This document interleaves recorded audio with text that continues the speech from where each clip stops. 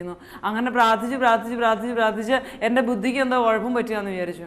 അതുകൊണ്ട് ഞാൻ ഒന്നുകൂടി കണ്ണടച്ച് തുറന്ന് സൂക്ഷിച്ചു നോക്കി. അപ്പോഴും ഈശോ തന്നെ വലിയ കരുണയോടുകൂടി, എന്നാൽ വലിയ തേജസ്സോടുകൂടി എൻ്റെ നേരെ നോക്കി നിൽക്കുക, ഒത്തിരി സ്നേഹത്തോടു കൂടി നോക്കി നിൽക്കുക. എനിക്ക് അത്ഭുതമായി, അതിനേക്കാളും പേടിയായി. അതുകൊണ്ട് ഞാൻ എൻ്റെ കയ്യിലൊന്ന് ഞുള്ളി നോക്കി. അപ്പോൾ എനിക്ക് നല്ലപോലെ വേദന എടുക്കുന്നുണ്ട്, പക്ഷേ കാഴ്ചയിൽ ഒരു മാറ്റം വരുന്നില്ല. ഈശോ തന്നെയാണ് നിൽക്കുന്നത്. എന്നാൽ ഉള്ളിൽ ഭയം തോന്നുന്നുണ്ടെങ്കിലും ദൈവത്തിൻ്റെ മഹത്വത്തോടുള്ള ഭയമാണ് എനിക്ക്. അതുകൊണ്ട് അവിടുന്ന് ഓടി രക്ഷപ്പെടാൻ തോന്നുന്നൊന്നുമില്ല എനിക്ക്. അവിടെ തന്നെ നിൽക്കണം, ഇതൊക്കെ എന്താണെന്ന് അറിയുകയും ചെയ്യണം. അങ്ങനെ ഒരു അവസ്ഥയായിരുന്നു. അപ്പം ഞാൻ ചുറ്റും നോക്കി, മറ്റുള്ളവരുടെയൊക്കെ അവസ്ഥ എന്താണെന്ന് അറിയാൻ വേണ്ടിയിട്ട്. അവരെ നോക്കിക്കഴിഞ്ഞപ്പോൾ അവരാരും ഇതൊന്നും അറിയാത്ത പോലെ സാധാരണ രീതിയിൽ നിൽക്കുക. എന്നാൽ മറ്റൊരു കാര്യം സംഭവിച്ചത്, ഞാൻ ആ ബലിയർപ്പിക്കാൻ വന്ന ചാപ്പലിലല്ല ഇപ്പം നിൽക്കുന്നത്. ഇപ്പോൾ നിൽക്കുന്നത് വളരെ വലിയ ഒരു പള്ളിക്കുള്ളിലാണ്. അതിൻ്റെ ആൾത്താര് തന്നെ ഒരു കത്തീഡ്രൽ പള്ളിയേക്കാൾ വലുത്, അത്ര വലിയ പള്ളിക്കകത്താണ് നിൽക്കുന്നത്. അതിൻ്റെ ഒരു മൂലയ്ക്ക് 5-6 പേര് ശുശ്രൂഷകർ തങ്ങി നിൽപ്പുണ്ട്, അത്രേ ഉള്ളൂ. ബാക്കി സ്ഥലം മുഴുവൻ വെറുതെ കിടക്കുക. അപ്പോൾ പിന്നെയും പെട്ടെന്ന് നേരെ നോക്കിയപ്പോൾ കാണുന്നത്, ആദ്യം ഉണ്ടായിരുന്ന ബലിപീഠം അവിടെയില്ല. പകരം കല്ലുകൾ കൊണ്ട് പണിത വളരെ വലിയ ഒരു ബലിപീഠം. ഓരോ കല്ലും കൊത്തിയെടുത്തിരിക്കുക, വളരെ വലുതാണ് ഓരോ കല്ലും. അതെല്ലാം എണ്ണിയെടുക്കാം, അത് വെച്ചാണ് പണിത് വെച്ചിരിക്കുന്നത്. ബലിപീഠം വളരെ വലുതാണ്. അതിനടുത്താണ് ഈശോ ചാരി നിൽക്കുന്നത്.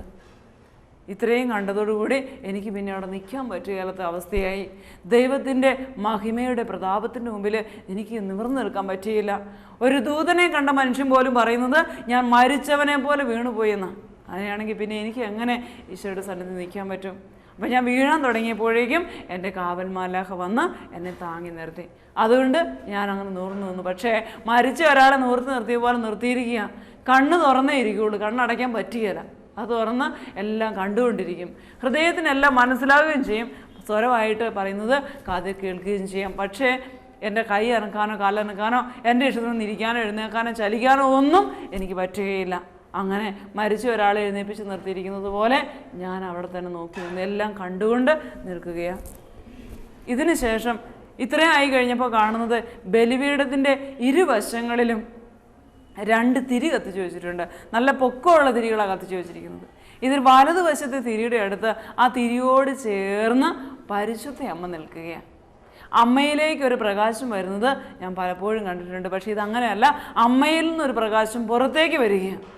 ഈ പ്രകാശം കൊണ്ട് ആ കെട്ടിടം മുഴുവൻ നിറഞ്ഞു നിൽക്കുകയാണ്. അത്ര വലിയ പ്രകാശമാണ് അമ്മയിൽ നിന്ന് വരുന്നത്. അങ്ങനെ അത് കഴിഞ്ഞപ്പോൾ കണ്ടത്, 2 ദൂതന്മാർ സ്വർഗത്തിൽ നിന്ന് ഇറങ്ങി വരികയാണ്.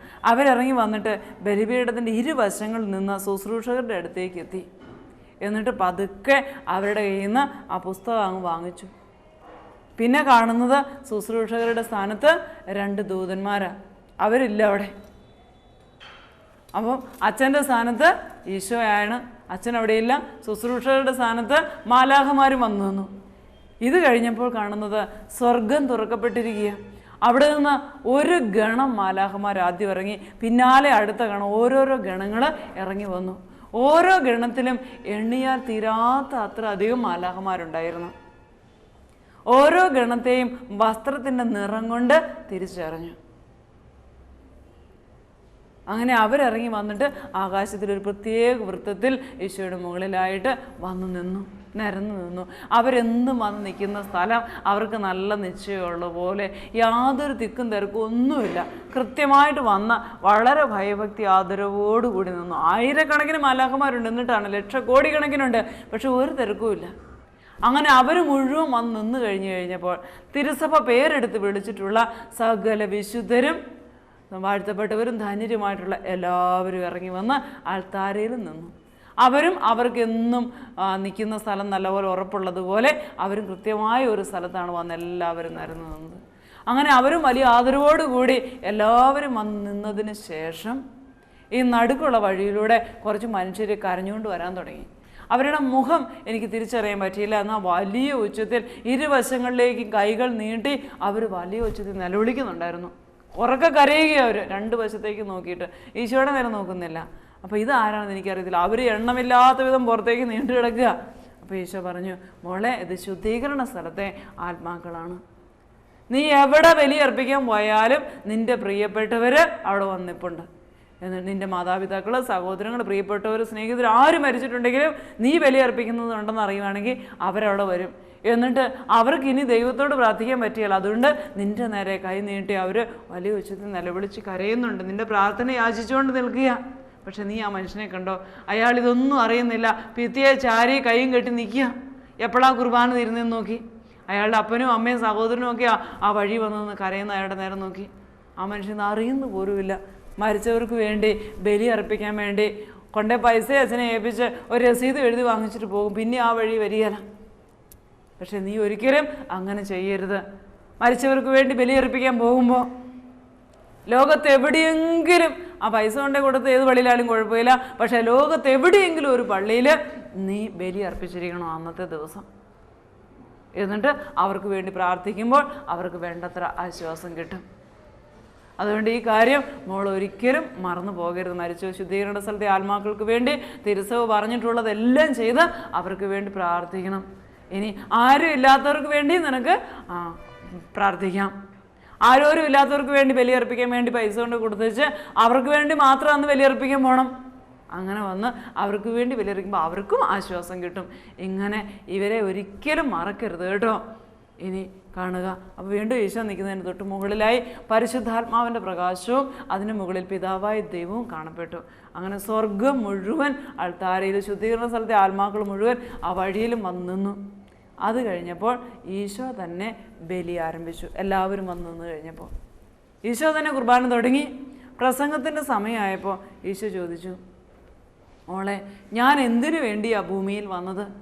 കുറച്ച് മരിച്ചവരെ എഴുന്നേൽപ്പിക്കാനാണോ വന്നത്? അല്ല. കുറച്ച് അടയാളങ്ങളും അത്ഭുതങ്ങളും ചെയ്യാനല്ല ഞാൻ വന്നത്.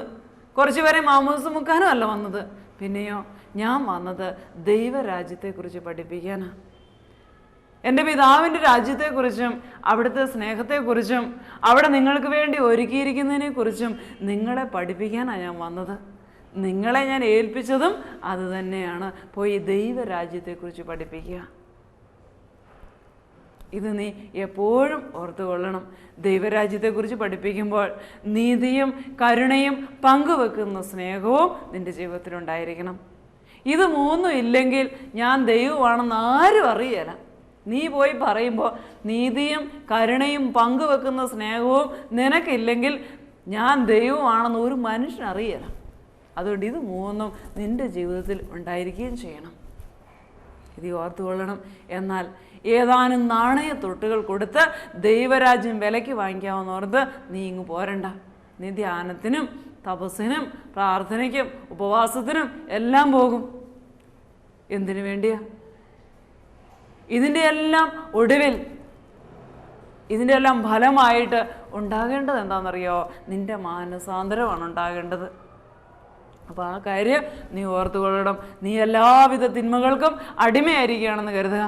മദ്യപാനത്തിനും മയക്കുമരുന്നിനും ജഡികാസക്തിക്കും ദ്രവ്യാസക്തിക്കും അഹങ്കാരത്തിനും അസൂയയ്ക്കും സ്വാർത്ഥതയ്ക്കും സകല തിന്മകൾക്കും അടിമയായിരിക്കുമ്പോൾ ഒരു ധ്യാനം കൂടി 3 സ്വഭാവം മാറ്റി അങ്ങനെ 3 നാണയം കൊടുത്ത് സ്വർഗരാജ്യം സ്വന്തമാക്കാമെന്ന് നീ വിചാരിക്കണ്ട. നിനക്കുള്ളതെല്ലാം വിറ്റെങ്കിൽ മാത്രമേ നിധി ഒളിഞ്ഞിരിക്കുന്ന വയൽ നിനക്ക് സ്വന്തമാക്കാൻ പറ്റുകയുള്ളൂ. 3 നാണയം കൊടുത്ത് സ്വന്തമാക്കാവുന്ന സാധനമല്ല ദൈവരാജ്യം.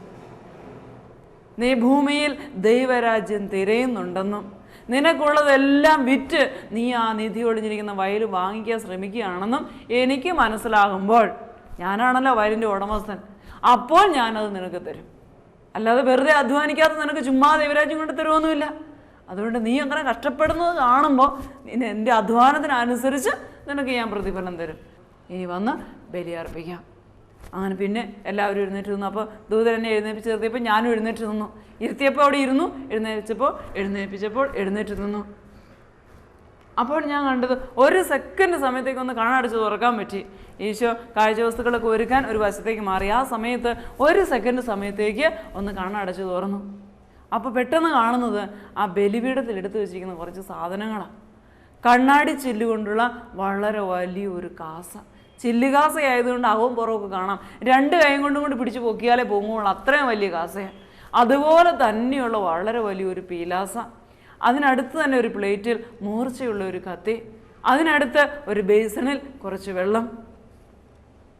പിന്നെ അതിനടുത്ത് തന്നെ ഒരു പ്ലേറ്റിനകത്ത് ഒരു വെള്ള ടർക്കി ടവൽ മടക്കി വെച്ചിട്ടുണ്ട്.